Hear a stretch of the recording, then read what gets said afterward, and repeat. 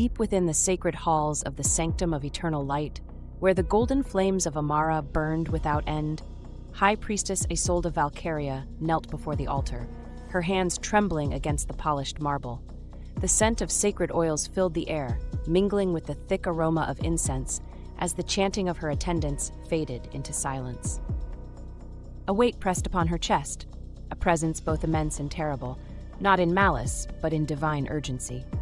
The golden flames flickered, shifting unnaturally, casting shadows that whispered of unseen truths. Then the vision took her.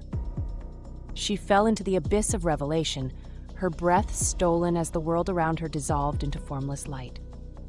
And in the heart of that radiant void, she saw it.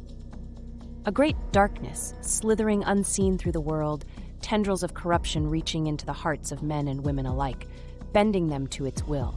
Cities crumbling, temples defiled, the faithful abandoned by their own desires. A woman stood at its center, a goddess of shadow veiled in silk and seduction, unseen, unknown, yet so powerful, so impossibly near. Her golden eyes gleamed with amusement, her lips curved into a knowing smile.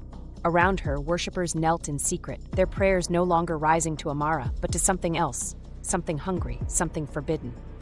The vision shifted. The city of Vel Tarsis burned beneath a violet sky, its streets filled with writhing bodies, caught between pleasure and pain. Blood ran in golden rivulets, staining the steps of Amara's own temple. And upon the altar where Isolde now knelt, she saw herself, bound, broken, her own voice crying out to the heavens as shadowy fingers closed around her throat. "Stop this!" The voice of Amara thundered through her soul, golden light bursting through the darkness like the dawn piercing the void. "Find the source. It is hidden from me, but it grows. It must be stopped." The vision shattered, and Isolde was flung back into reality. She gasped, hands clawing at the marble as she struggled to breathe, her body slick with sweat.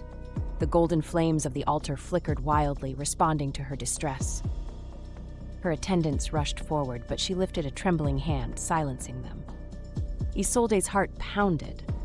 The weight of the divine command pressed upon her chest, undeniable and absolute. Find the source. And to do that, she needed her greatest champion. Far from the sacred halls, within the barracks of the Sunforged, Sir Edric Vaelthorne stood in the training yard, his great sword Soulbrand held effortlessly in his grip. He moved with measured precision, his muscles coiled with the grace of a warrior who had spent his life in the service of battle. His armor, polished steel chased with golden filigree, bore the crest of Amara's light, a sunburst over a field of white, a relic of his station, Knight Commander of the Radiant Order, the sword arm of the goddess. He was tall, broad-shouldered, his features as sharp as the blade he wielded, a soldier honed to perfection. His raven black hair fell to his shoulders, streaked with faint traces of silver, a sign of years spent in war. His eyes, like storm-dark steel, held the quiet weight of duty. He had known no life beyond this. From his earliest memories, he had been trained to serve, to fight, to protect the faith. He had knelt before the altar at 16, taken his vows beneath the ever-flame of Amara, and in the 2 decades since, he had never faltered.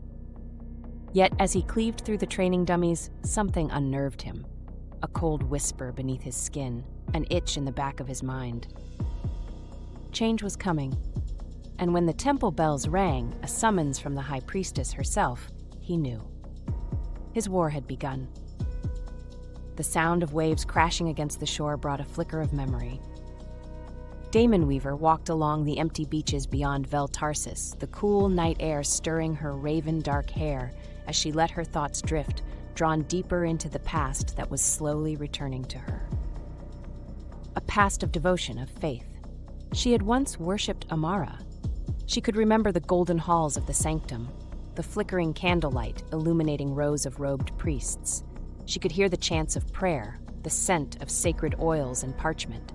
She had been one of them, a daughter of light, sworn to purity and wisdom, raised to serve the goddess without question. She had loved Amara, and yet she had been cast aside. The memories were clearer now, sharpening like a blade being drawn from its sheath. There had been a man, a knight, Edric.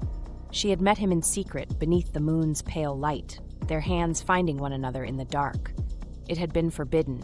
A daughter of light must belong only to Amara, but she had been young, foolish, and in love.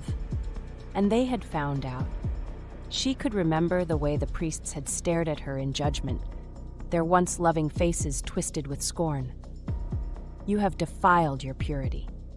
You are unworthy of the light. You shall be given to those who serve the gods of punishment. They had delivered her to the slavers of Ravagar like an offering, condemning her to chains, to torment, to ruin. She had screamed for Amara, but Amara had not answered. Daemonweaver clenched her fists, her nails biting into her palms.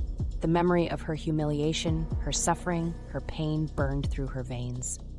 Good, Lothania's voice purred in her mind, soft and sultry. Let it fester, let it grow. Daemonweaver exhaled slowly, a smirk curling her lips. Her past had been stolen from her, but her future would belong to her alone. And if Amara had turned her back on her once devoted servant, then it was only fitting that Daemonweaver would return the favor by burning everything Amara had ever built to the ground.